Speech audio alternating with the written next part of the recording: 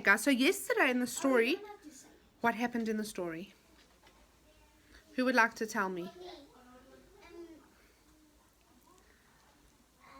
Where were they? They got trapped because the enchantress did a trick on them. Good boy, they got trapped. The kids got trapped in like a tower because the enchanter did a trick on them. He tricked them, didn't he? He pretended he was going to set them free, but he led them up to a scary tower, hey? Right. So now, let's see if they can escape. Moonface looked all around the room at the top of the tower. Well, we're in a fix now, he said gloomily. It's no use going down the stairs again. We shall find the door at the bottom locked. And what's the good of a window that is half a mile from the ground? Joe looked out of the window. Gracious, he said. The tower is awfully tall. I can hardly see the bottom of it. Hello, there's the enchanter going off in his carriage. I suppose he's going to fetch his friend, dear Wizard Willie. I don't like the sound of Wizard Willie, said Silky. Joe, Dave, Moonface, please think of a way to escape. But there was just simply no way. No one wanted to jump out of the window. They all sat down. I'm dreadfully hungry, said Bessie. Has anyone got anything to eat? Carl, can you close the door for me, please, boy? I may have some pop biscuits, said Moonface, feeling in his pockets. But he hadn't. Feel in your pockets, Joe and Dave. Both boys felt, hoping to find a bit of toffee or half a biscuit. Dave brought out a collection of string, bits of paper, a pencil, a few marbles. Joe took out much the same kind of things, but with his rubbish came a pink jar, very small and heavy. What's in that jar? Asked Bessie, who hadn't seen it before. Isn't it pretty? Let me see what it could be, wondered Joe, as he unscrewed the lid. Oh, I know! You guys don't want to know what was in the jar? Nah, you don't really want to know. Do you want to know? Yes. So I mustn't end. Okay. I know. We saw a witch selling whiz-away ointment for broomsticks in the land of spells. Do you remember? And I thought it would be such fun to rub some on Mom's broom and see it fly through the air. So we bought some. Smell it. It's delicious. Come sit. Everyone smelt it. Moonface suddenly got tremendously excited. I say, he began. I say. Well, say then, said Joe. What's the matter? Oh, I say, said Moonface, stammering all the more. Listen, if we only could get a broomstick, we could rub this pink ointment on it and fly away on it. Moonface, that's a very good idea. But if only we had a broomstick, a table and a bench. No sign of a broomstick at all. Well, I'll run down the stairs and see if I can possibly get a broomstick, said Moonface, getting all excited. I saw some standing in the corner of the room we were in. I'll do my best anyway. Good old Moonface, said everyone, as they watched the round-faced little fellow scurry down the hundreds of steps. If only he gets a broomstick. Do you think he'll get one, guys? Yes. Oh, yeah, I hope so. I hope so. Moonface hurried down and down. It did seem such a very long way. At last he came to the bottom of the stairs. An enormous wooden door was at the bottom, shut tight. Moonface tried to open it, but he couldn't, so he banged on the door loudly. A surprised voice called out, Hey there, what are you banging on the door for? What do you want? A broomstick, said Moonface loudly. A broomstick, said the voice, more astonished than ever. Whatever for? To sweep up all the crumbs, said Moonface. A dustpan and a brush will do for that, cried the voice, and the door opened a little bit. A dustpan and brush shot in with a clatter and came to rest by Moonface's feet. Do you know what a dustpan and a brush looks like, guys? I know. If you don't know, you must go home and ask your moms. It's a tiny little, it's like a pan, and it's got a little, like, it looks like a small broom, and you sweep things onto it like that. If there's, I'm sure you've all got it at home, so you can ask your moms, okay? Right. A dustpan and a brush, said Moonface in disgust. Now who can ride away on those? He banged the door again.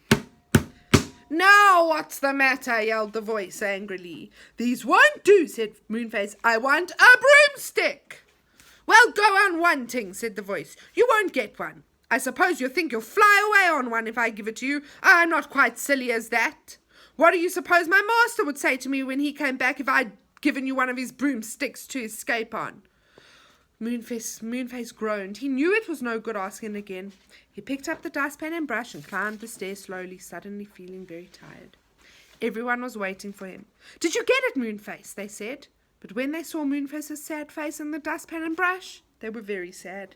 They all sat down to think. Joe looked up. "I suppose it wouldn't be any good rubbing the whiz-away ointment on anything else," he asked. "Would it make anything but broomsticks fly away?" "I shouldn't think so," said Moonface, "but we could try. What is there to try on, though? We haven't got a stick of any sort." "No, but there's a table over there, and this bench," said Joe. "Couldn't we try on those? We could easily sit on them and fly off. If only the magic works." "But it won't," said Silky. "I'm sure of that. It's only for broomsticks, but try it, Joe." Joe took off the lid of the jar and dabbed a finger into the pink ointment and rubbed it on the top of the wooden bench, which was very much like a form bench at school. "Now for the table," said Joe. He turned it upside down, thinking it would be more comfortable to sit on it that way. They caught hold of the leg. They could hold the legs as they went. He rubbed the ointment all over the underside of the table. As he was doing this, everyone heard the sound of horses' hooves clip-clopping outside.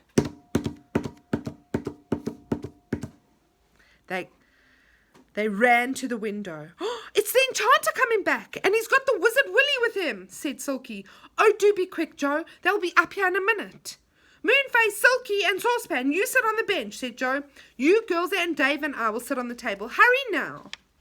Everyone scrambled to take their seats. Silky was trembling with excitement. She could hear the footsteps of the enchanter coming up the steps. Uh-oh, guys. "Now hold tight in case you really do go off," said Joe. "Ready, everyone? Then whiz away home. And goodness gracious." You don't want to know what happened. Yes. Do you want to know? Yes. The bench and the table began to move. Yes, they really did. They moved slowly at first, for they were not used to whizzing away. But as the children squealed and squeaked in surprise and delight, the table rose up and suddenly to the window and tried to get out. It stuck. It couldn't get through. "Oh, table, do your best," cried Joe. "The enchanter is nearly here." It's coming up the stairs, guys. The table tipped itself up a little, then it could just manage to squeeze through the opening. The children each clung tightly to a leg, afraid of being tipped off. Then at last, the table was through the window and sailing away upside down, its forelegs in the air carrying the excited children safely. It whizzed off over the land of spells. Joe looked back to see if the wooden bench was coming too. It had had to wait until the table was through. Just as it was about to jerk upwards to the window, the enchanter and Wizard Willy had come rushing into the room. What would have happened if the old saucepan man hadn't suddenly thrown a kettle at them? Goodness knows. It was the kettle with Mr. Changeabout in. The lid came off. Mr. Changeabout jumped out and turned himself into a giant. What was he in the kettle? Remember, they turned him into a tiny mouse. The enchanter fell over him, and Mr. Changeabout, not seeing who it was, began to pummel him hard with his big fist, crying, "I'll teach you to put me into a kettle." Willie hit out at Mr. Changeabout, not knowing in the least who he was or where he had suddenly sprung from, and there was a perfectly marvellous fight going on, just as the wooden bench flew out the window. The enchanter saw it going and tried to get hold of it, but just at that moment, Mr. Changeabout gave him such a hard punch in the nose that he fell over smack again. "Goodbye, Changeabout!" yelled Moonface. "Hit him hard!" And out the window sailed the bench with Moonface, Silky, and Saucepan clinging tightly to it. Far away in the distance was the upside-down table. The table whizzed steadily onwards, over hills and woods, and once over the sea. "We've come a very long way from home since we've been in the land of spells," said Joe. "I hope the table knows its way to our home. I don't want to land in any more strange lands at present." The table knew its way all right. Joe gave a shout as it flew over a big dark wood. "The enchanted wood!" he cried. "We're nearly home." The table flew down to the garden of the children's cottage. Their mother was there, hanging out some clothes. She looked round in the greatest astonishment when she saw them arrive in such a peculiar way. Well, really, she said. Whatever next? Do you usually fly around the country in an upside-down table? Oh, Mother, we've had such an adventure, said Joe, scrambling off. He looked up in the air to see if the bench was following, but there was no sign of it. Where's the bench? Said Dave. Oh, I suppose it will go to the faraway tree, as that is where the others live. Gracious, I feel all trembly. Joe, I am not going into any more lands at the top of the tree again. It's too exciting. Right, said Joe. I feel the same. No more adventures for me. Right, guys. We do one more. What's the time?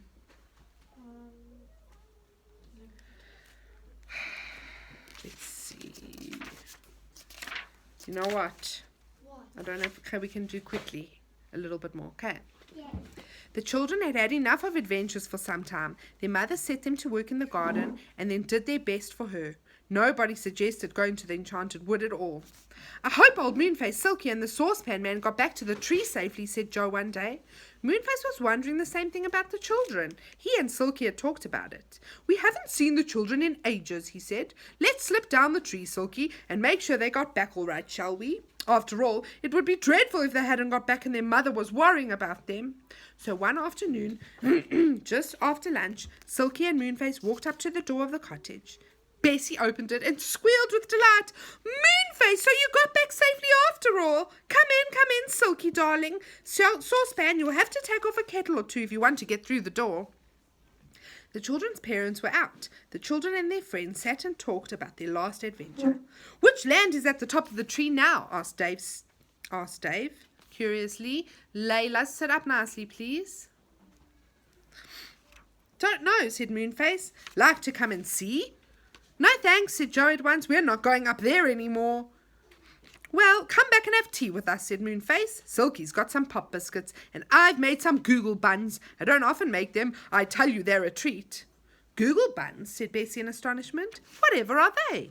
You come and see, said Moonface, grinning. They're better than pop biscuits, aren't they, Silky? Much, said Silky. Well, Franny and I have finished our work, said Bessie. What about you boys? We've got about half an hour's more work to do, that's all, said Joe. If everyone helps, it will only take about 10 minutes. We could leave a note for Mother. I would rather like to try those Google buns. Well, everyone went into the garden to dig up the carrots and put them into piles. It didn't take more than 10 minutes because they all worked so hard. They put away their tools, washed their hands, left a note for Mother, and then set off for the enchanted wood. The saucepan man sang one of his ridiculous songs on the way. 2 tails for a kitten, 2 clouds for the sky, 2 pigeons for Christmas to make a plum pie. Everyone laughed. Joe, Bessie, and Franny had heard the saucepan man's silly songs before, but Dave hadn't. Go on, said Dave. This is the silliest song I've ever heard. The saucepan man clashed 2 kettles as he sang. 2 roses for Bessie, 2 spankings for Joe, 2 ribbons for Franny with a ho dairy ho. It's an easy song to make up as you go along, said Bessie, giggling. Every line but the last has to begin with the word to. Just think of any nonsense you like, and the song simply makes sense. Singing silly songs, they all reached the faraway tree. Saucepan yelled it up. Hey, what's his name? Let down a rope, there's a good fella. It's too hot to walk up today. The rope came down. They all went up one by one, pulled high by the strong arms of Mr. What's-his-name. Franny was unlucky. She got splashed by Dame Washlot's water on the way up. Next time I go up the rope, I shall take an umbrella with me, she said crossly. Come on, said Moonface. Come and eat a Google bun and see what you think of it. Soon they were all sitting in the branches outside Moonface's house eating pop biscuits and Google buns. The buns were most peculiar. They each had a very large grape or currant in the middle. A currant is like a raisin. And this was filled with sherbet. So when you got to the currant and bit in, the sherbet frothed out and filled your mouth with bubbles that tasted delicious. The children got a real surprise when they bit their currants, and Moonface almost fell off the branch laughing. Come and see the new cushions I've got, he said to the children when they had eaten. Joe, Bessie, and Franny went inside Moonface's funny round house. Moonface looked round for Dave, but he wasn't there. Where's Dave? He said. He's gone up the ladder to peep and see what land is at the top, said Silky. I told him not to, but he's rather a naughty boy, I think. Gracious, said Joe, running out the house. Dave, come back, silly. Everyone began to shout, Dave, Dave! But no answer came down the ladder. The big white cloud swirled above silently, and no one could imagine why Dave hadn't come back. I'll go see what he's doing, said Moonface. So he went up, and he didn't come back either. Then the old saucepan man went cautiously up, step by step. He disappeared through the hole, and he didn't come back. Whatever has happened to them, said Joe, in the greatest astonishment. Look here, girls. Get a rope out of Moonface's house and tie yourselves to Silky and me. Then I'll go up the ladder and see if everyone tries to pull me into the land above. They won't be able to because you three can pull me back, see? Right, said Bessie, and she knotted the rope round her waist and Franny's, and then round Silky's too. Joe tied the other end to himself, then up the ladder he went. And before the girls quite knew what had happened, Joe was lifted into the land above, and they were all dragged up too, their feet scrambling somehow up the ladder and through the hole in the cloud. There they all stood in the field of red poppies, with a tall man nearby, holding a sack over his shoulder. Huh? Is that the lot? He asked. Good. Well, here's something to make you sleep. He put his hand in his sack and scattered a handful of the finest sand over the lawn, and everyone started to yawn and rubbing their eyes.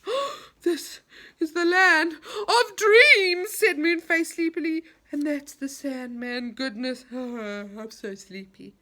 Don't go to sleep! Don't go to sleep! Cried Silky, taking Moonface's arm and shaking him. If we do, we'll wake up and find this land has moved away from the tree. Come back down the hole, Moonface, and don't be silly.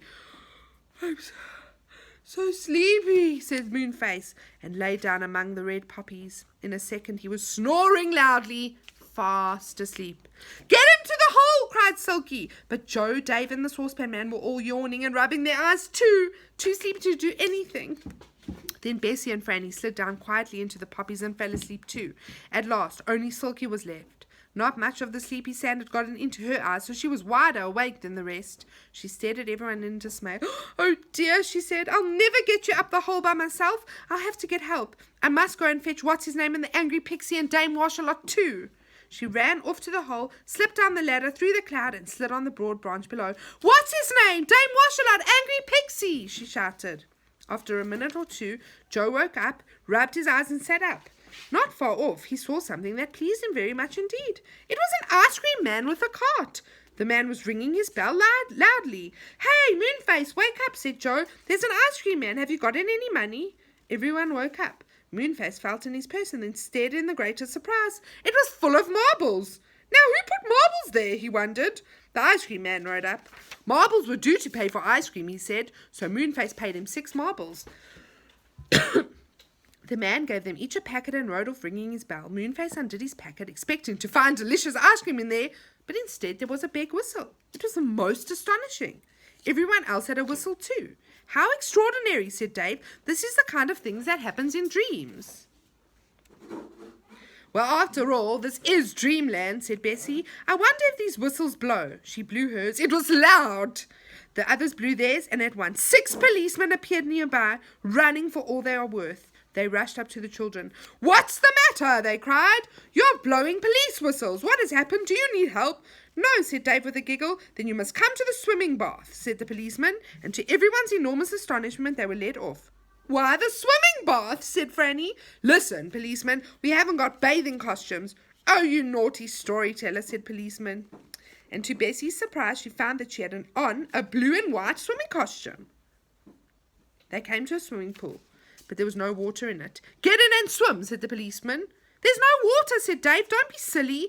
And then very suddenly, all the policemen began to cry, and in a second, the swimming pool was full of their tears. They filled the swimming pool up with their tears. This sort of thing makes me feel funny, said Joe. I don't want to swim in tears. Quick, everyone, push the policeman into the swimming pool. And in half a second, all the policemen were kicking feebly in the swimming pool of tears. As the children watched, they changed into blue fishes and swam away, flicking their tails. I feel as if I'm in a dream, said Dave. So do I, said Joe. I wish I could get out of it. Oh, look, there's an aeroplane coming down. Perhaps we can get in it and fly away. The aeroplane, which was small and green, landed nearby. There was nobody in it at all. The children ran up to it and got in. Joe pushed down the handle marked up. Off we go, he said, and off they went. Okay, guys, they're in the land of dreams. So all these things that are happening are like dreams. They're right, eh? Okay, so we'll have to continue tomorrow. Bye.